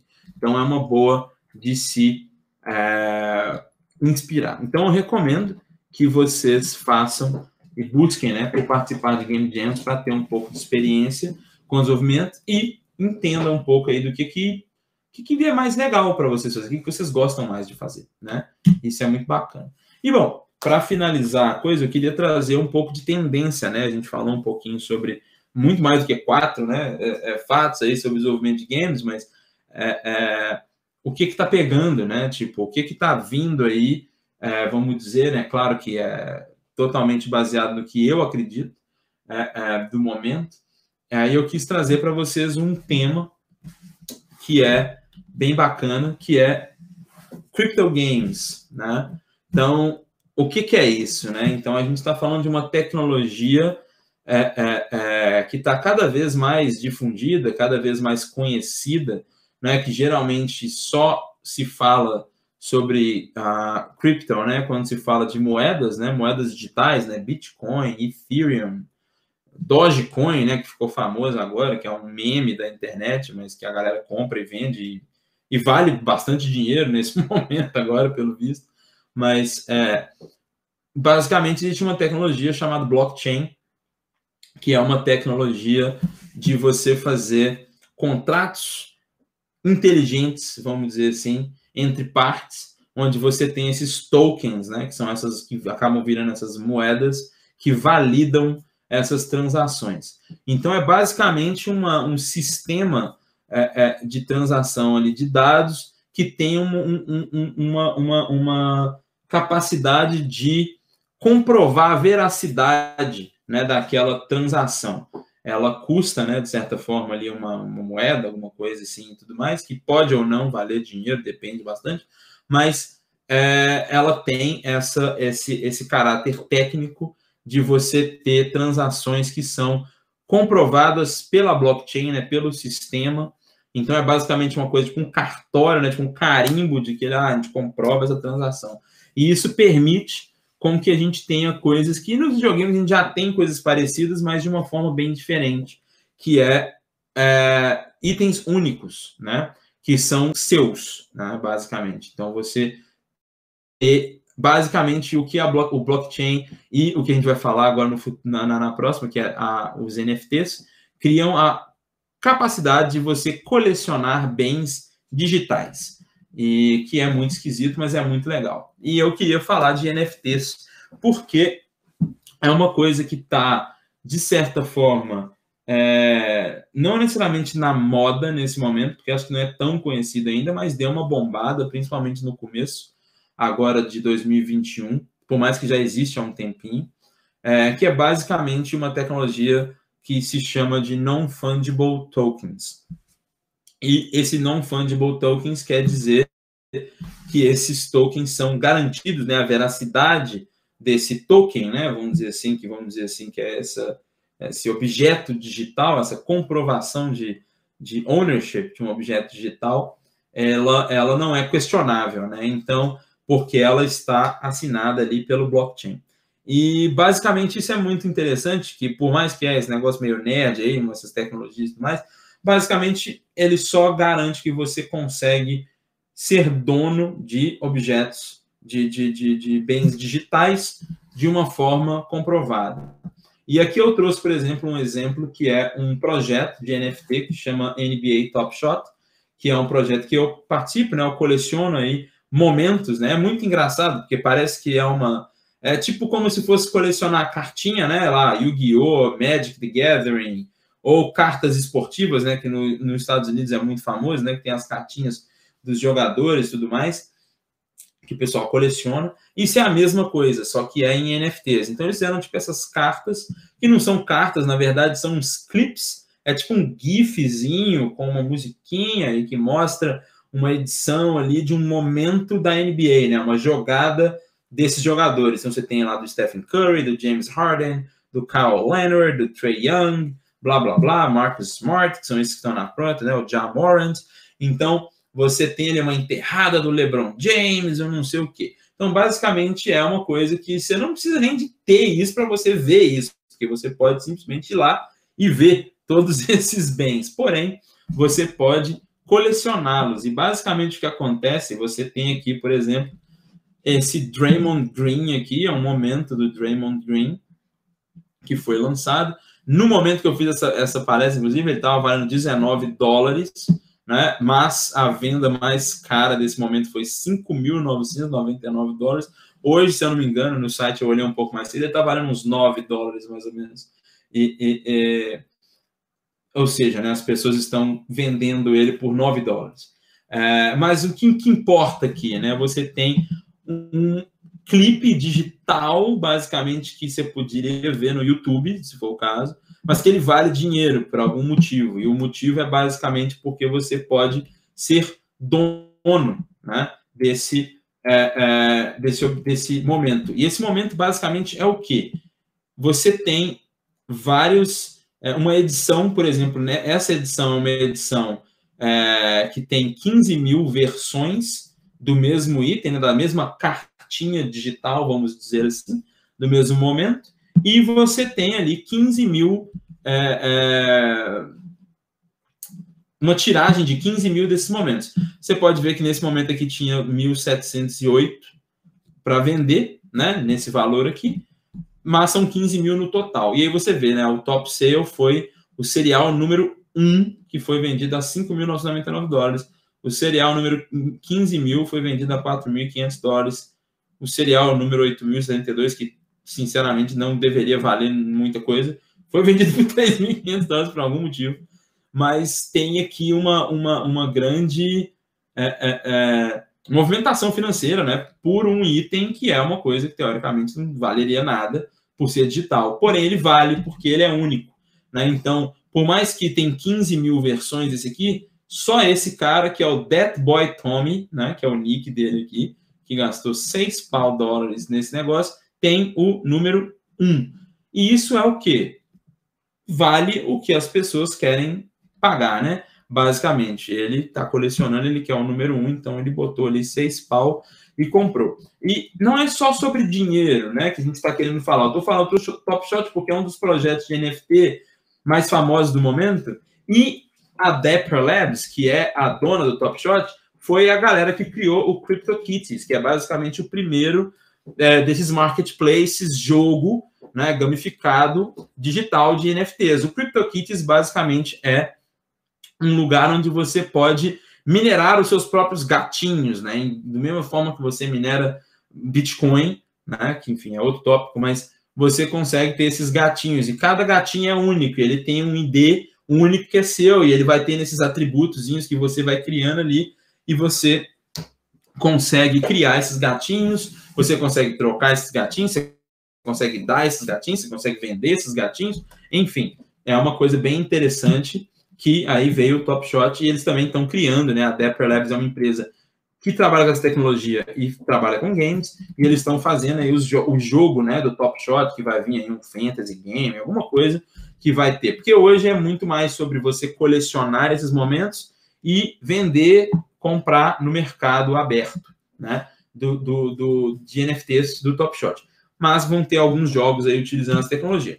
Outra plataforma que é a Veve, né, que traz também essa ideia de colecionáveis digitais, né, muito famoso a galera que coleciona esculturas, né, estatuetas, por exemplo, a da Iron Studios e tudo mais, e hoje você pode fazer isso digital, que para muitas pessoas parece que não faz o menor sentido, certo? Mas esse aqui, por exemplo, sou eu com o meu Batman digital do Jason Fambok, né, que é basicamente um ator, um artista aí que fez o Batman. Eu estou aqui de pantufa aqui na minha casa, do lado do meu Batman, que é basicamente uma tecnologia super simples, né, que a gente já conhece, que é a de realidade aumentada, mas basicamente esse Batman aqui não é qualquer Batman, esse aqui é o meu Batman.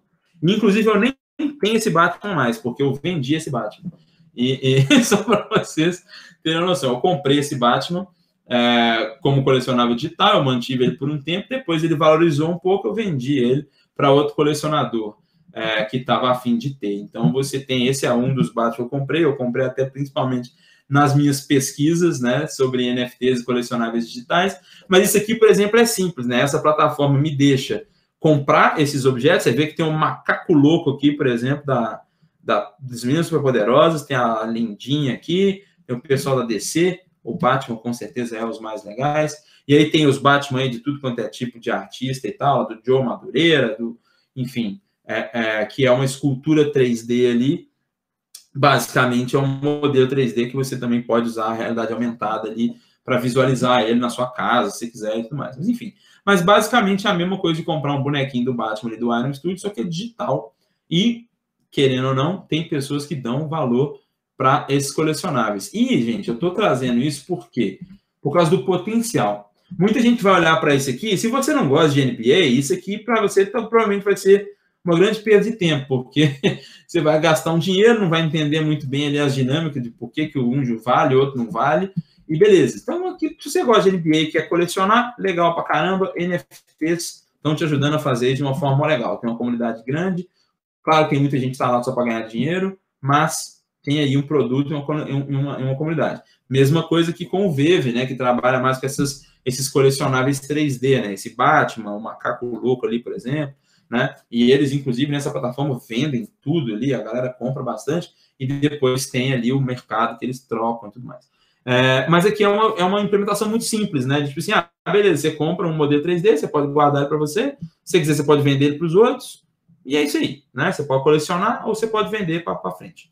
Mas o potencial disso é muito grande, né? Eu coloquei aqui o Fortnite, por exemplo, né? Que é um jogo, enfim, um dos jogos mais famosos e populares do mundo, e que já tem, né, um uso aí de skins, né? De várias propriedades intelectuais como Star Wars, né, Marvel e tudo mais, dentro do jogo, que a Epic Games negocia.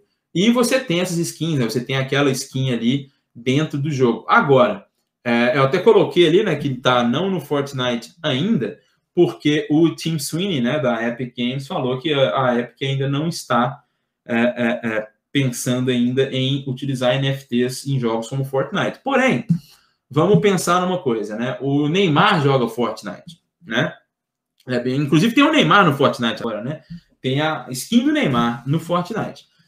Então imagina, com o NFT, o que você consegue o Neymar pode jogar Fortnite com a skin do Neymar, né? Ele tá jogando lá, e aí ele faz uma live no Twitch, onde ele tá jogando com a skin do Neymar, e ele vai sortear essa skin do Neymar em NFT, por exemplo, para um dos seguidores lá do Twitch, né? Se você não tem o NFT, todas as skins do Neymar é a mesma coisa, tá? Quem tem a skin do Neymar tem a skin do Neymar, beleza. Com o NFT, o Neymar pode presentear alguém com a skin que ele usou no jogo dele, porque ele vai ter lá o serial, skin do Neymar, 1 de 100, e o Neymar estava usando a skin 32, e ele doou aquela skin. Então você tem e aí vai aparecer ali no histórico, né? Igual eu mostrei aqui, por exemplo, que mostra o histórico de vendas. O That Boy Tommy, né, comprou o serial número 1. Quando o That Boy Tommy vendeu o serial número 1, talvez em algum momento por $10 mil, vai aparecer que ele foi do That Boy Tommy.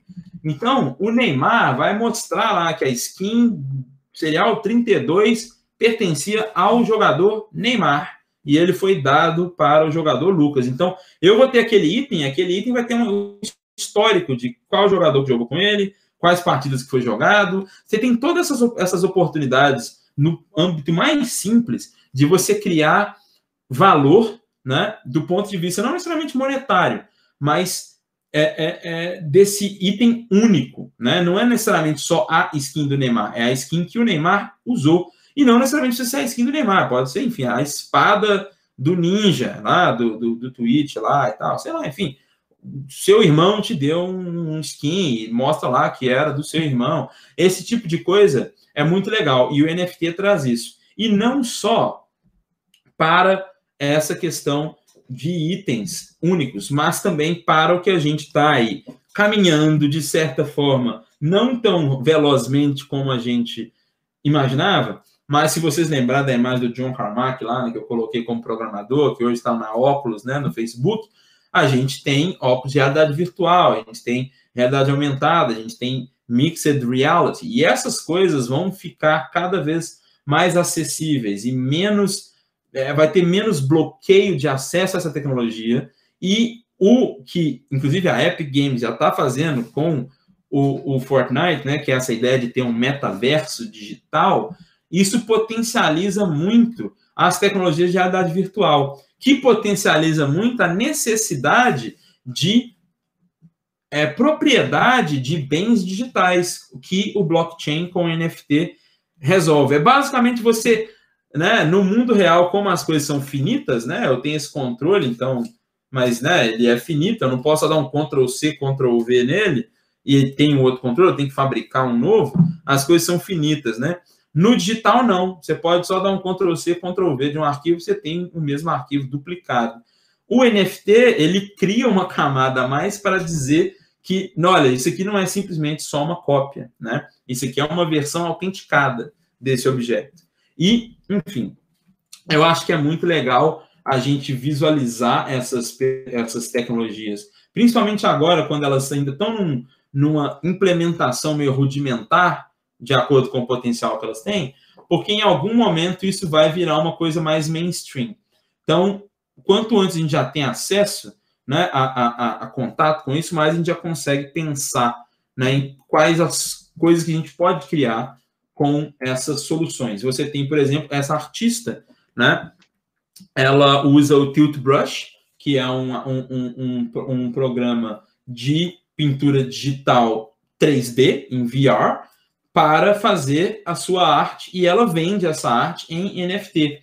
Eu, inclusive, tenho um amigo meu que comprou, né? Aí já entra no mercado mais cabuloso ainda, né? Que é o mercado de arte. Ela vendeu, por exemplo, a peça de arte mais barata dela foi $1.500. Na época era um Ethereum, né? Que valia $1.500. Hoje está valendo um pouco mais. Mas ela vendeu por $1.500 a arte mais barata e tinha uma tiragem ilimitada. Ela vendeu durante meia hora, se não me engano, o quanto de pessoas que comprasse aquela arte dela ia ser a tiragem. Então, tipo, se 300 pessoas compraram, hoje existe 300 NFTs dessa arte dessa pessoa, né? Que é uma coisa escassa que tem, e ela tinha outras lá que só tinha uma, não, só tem uma edição, só tem uma dessa aqui, aí custava, sei lá, $20 mil, não sei, uma coisa mais absurda. Mas ela já usa, né, uma conexão ela usa a realidade virtual para criar arte virtual e ela vende de forma virtual. Então, assim, é a completa transposição de uma coisa que já existe, que é o mercado de arte, né? Você pintar um quadro, vender um quadro numa galeria de arte, totalmente para o universo que a gente está caminhando mais próximo desse metaverso virtual, na realidade virtual. Então, já existe gente, né, chegando mais próximo, né, desse futuro aí possível para a humanidade de viver um pouco também dentro do virtual e consumir um pouco também dentro do virtual. Então, eu queria trazer para vocês estarem ligados, que pode ser que, enfim, pode ser que tudo que eu estou falando aqui vai ser balela, mas já está acontecendo algumas coisas e eu acho muito legal de pegar essas tecnologias quando elas estão engatinhando. E é isso, pessoal. Acho que falei bastante na cabeça de vocês e agora a gente pode falar um pouco sobre perguntas aí de vocês. Com certeza, eu achei super legal, né, daquele primeiro webinar, né, que a gente já tinha conversado um pouco. Eu pesquisei bastante, então achei super bacana, né, NFTs, e eu vi que tem muita coisa bacana mesmo, é tipo, gigantesca, né, a variedade de coisas aí que a gente tem para explorar nesse mundo ainda, né, né, a gente espera aí que no futuro seja bem explorado aí, então super legal.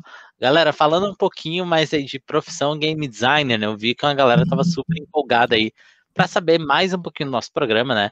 Se você ainda não clicou aí no botão para deixar seu nome e telefone e o e-mail, né? Aproveita para fazer isso, né? Porque o nosso webinar está aí na reta final já, né? E qual que é o valor desse treinamento também? Para todo mundo que está aqui nessa sala, a gente tem hoje trazendo para vocês 60% de desconto, né? Que é um desconto super especial só para participante de webinar. Então é super legal, onde você pode parcelar aí em até 24 vezes aí de R$ 291,41, tá? E a gente tem também outras oportunidades aí, como o nosso crédito estudantil, né? Onde você parcela em até 24 e com uma oportunidade super legal, que agora você também tem a opção de parcelar aí, né, em até 24, pagar uma entrada de 5% e voltar a pagar só daqui a 6 meses. Então, uma oportunidade super bacana para você, dentro desses 6 meses que não precisa pagar, já desenvolver ali e já começar, né, a trabalhar ali, a desenvolver muita coisa legal. Quem sabe aí dentro desse período, que é justamente o que a gente espera que vocês façam, tá bom?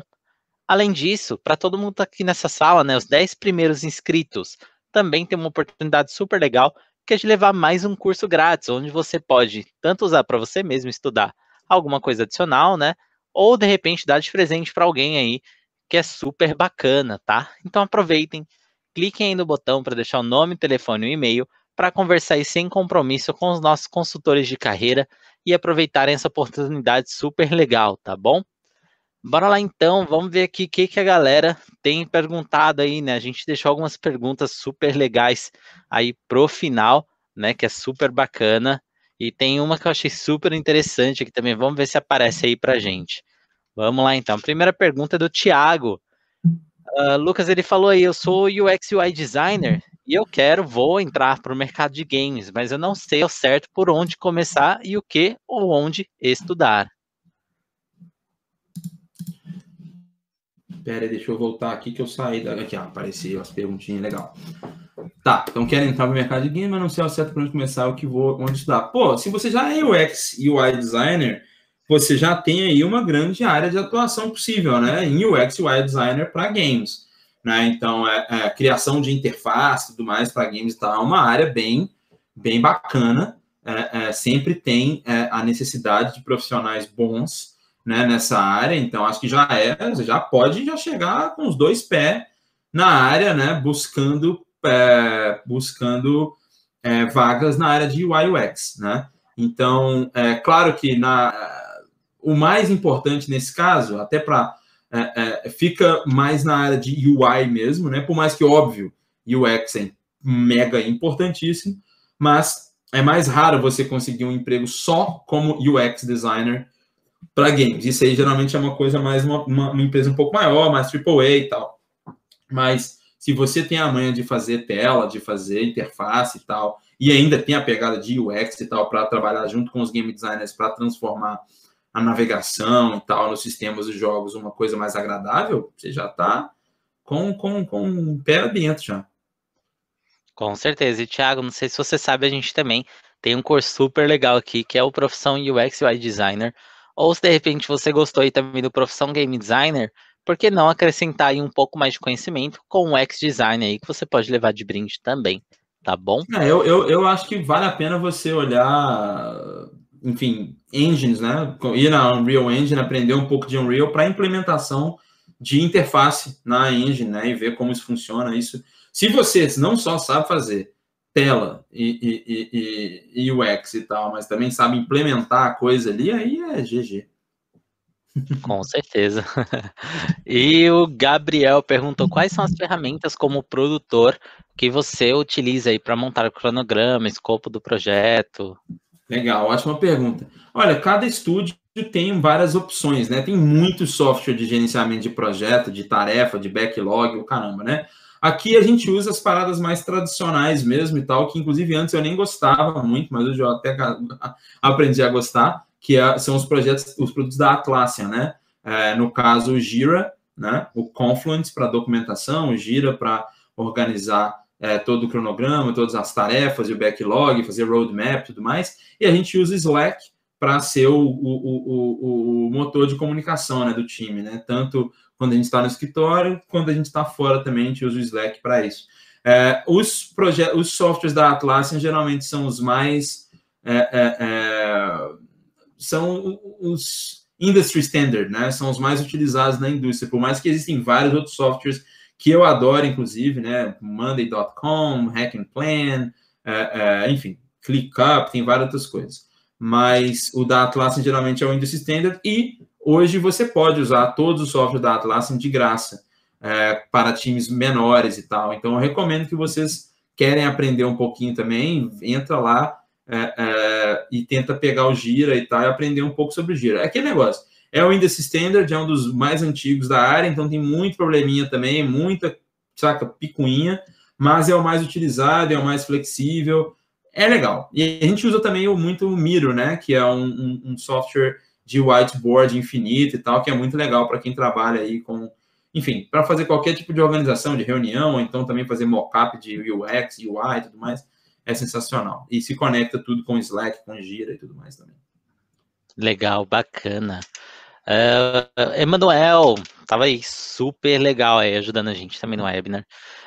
Perguntou como funciona o estudo do mercado na produção de um game, como os estúdios sabem das tendências atuais e o que fazer ou não fazer em um game, em relação ao que daria certo ou não no mercado. Boa, isso geralmente depende muito de que estúdio você está falando, né? Geralmente isso é um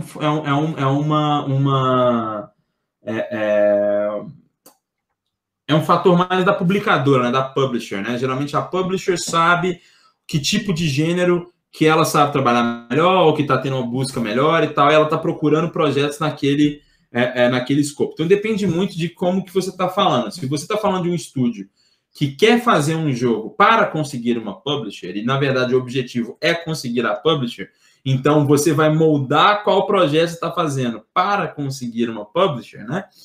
Então é bom você simplesmente ter realmente um estudo aí de mercado que não necessariamente tem uma resposta muito certa do que fazer, né? Você pode fazer estudo de mercado só avaliando as lojas, né? Avaliando lá o Steam, por exemplo, né? E você depende da qual plataforma você vai querer lançar. Você quer fazer um jogo de computador, porque você não tem dev kit para console, então é a única plataforma que você pode fazer, ou computador ou mobile, né? Então você vai fazer para computador, e aí você começa a buscar quais gêneros está acontecendo, tipo, vai lá no SteamDB e ver quais são os jogos que estão mais ativos no momento, que estão mais quentes, né, que estão tendo mais jogadores, estão trending, né?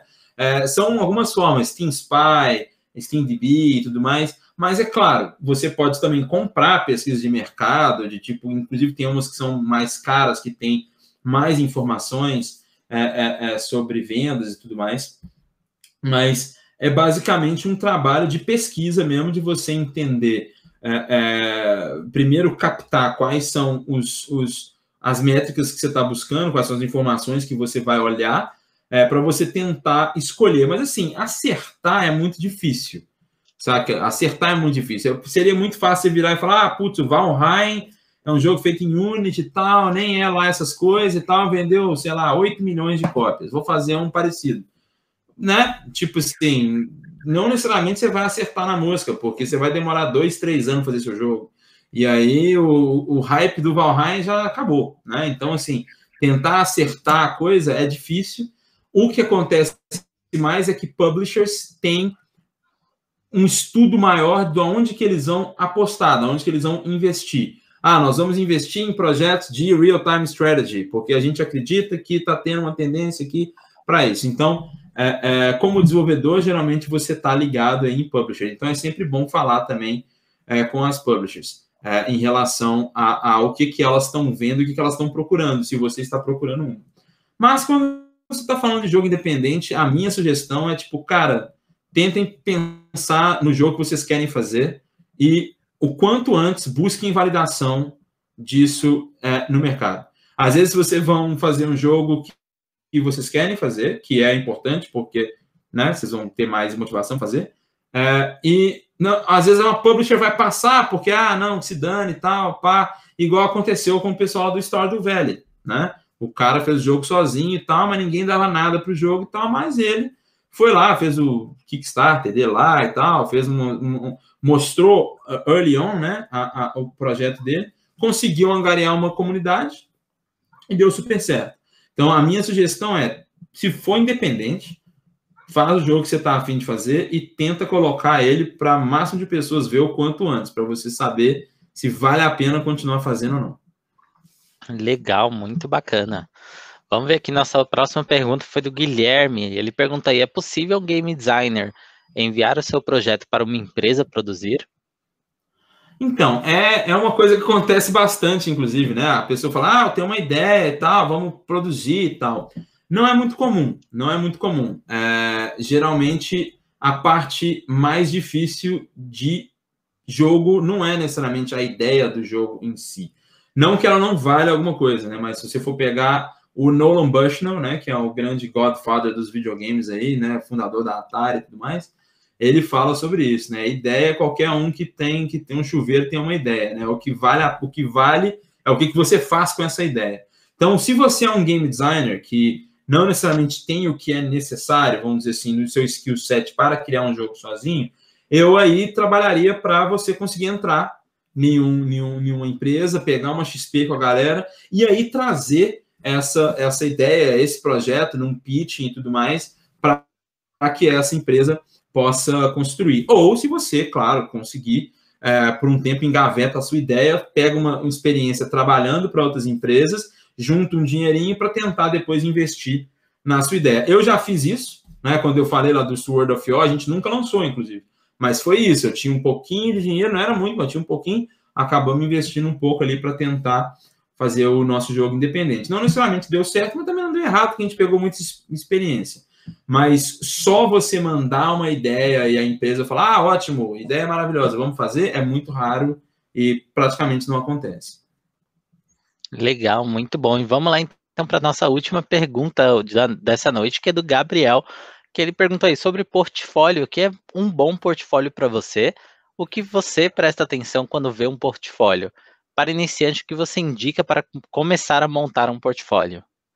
Legal. Bom, depende muito da área que você atua, né? Por exemplo, se você é um programador, é bem difícil você ter um portfólio, né, visual e tal, que vai te mostrar, nossa, o que esse cara fez, né?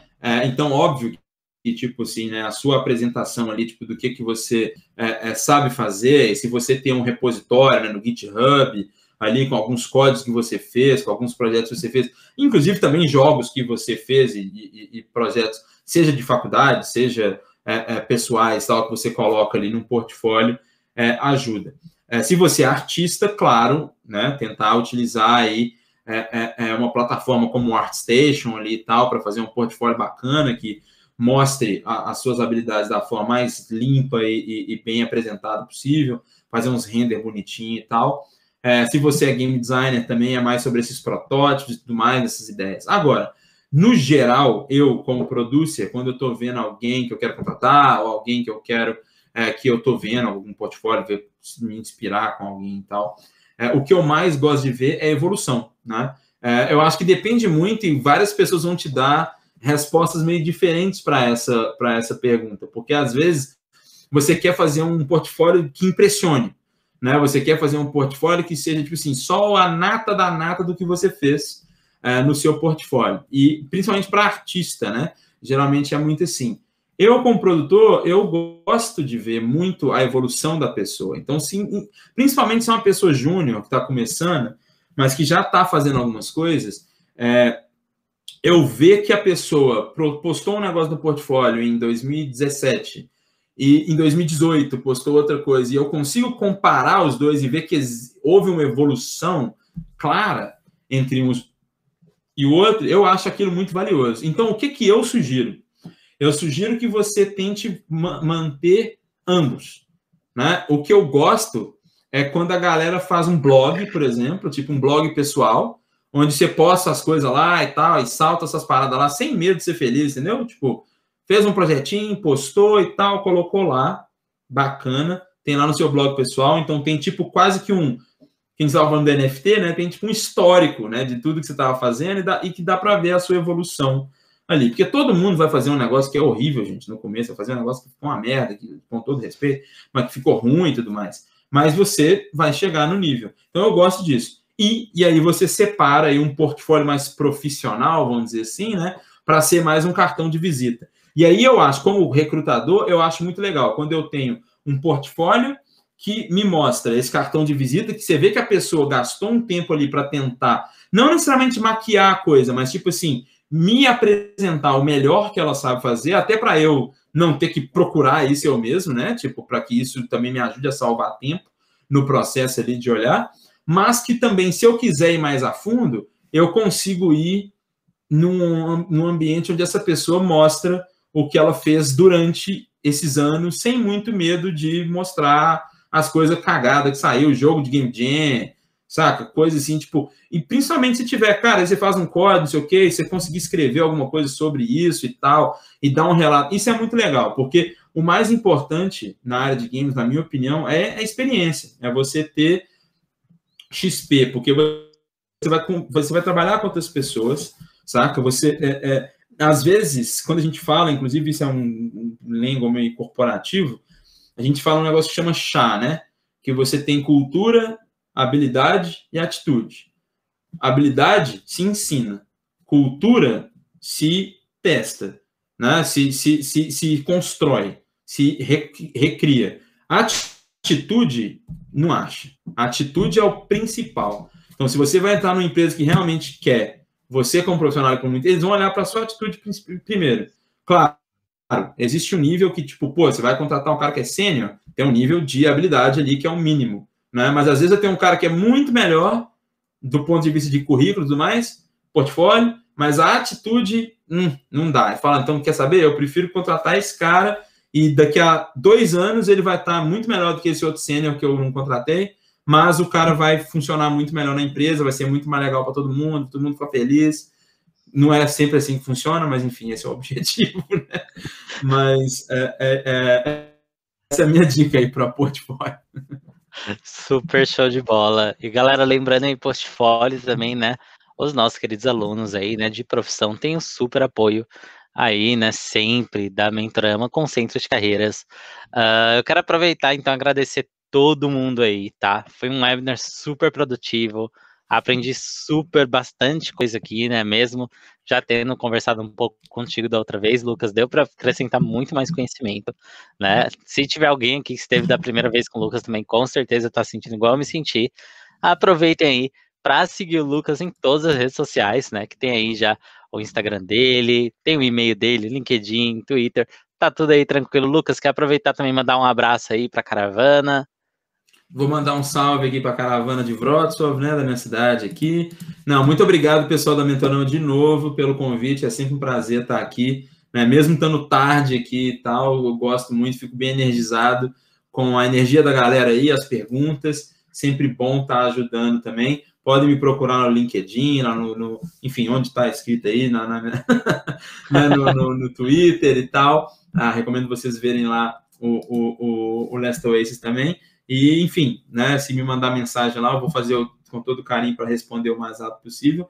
E espero estar aí de volta com vocês também e que vocês tenham ótimos webinars também e aulas, né, e aprendam bastante. E, enfim, é isso aí, gente. Foque aí no força na peruca aí, vamos para cima, não? Opa, com certeza. Aproveitando aí, galera, aproveita também, segue a Mentorama, né? A gente tem aí nossas redes sociais, LinkedIn, o Instagram, Facebook e também o nosso canal do YouTube, né? Pra galera que chegou um pouquinho tarde aí, né? Acabou confundindo o outro webinar que a gente está tendo agora também, né? Da área de marketing. Aproveita, vai estar lá depois para você revisar tanto esse webinar quanto também todos os outros webinars passados, tá bom?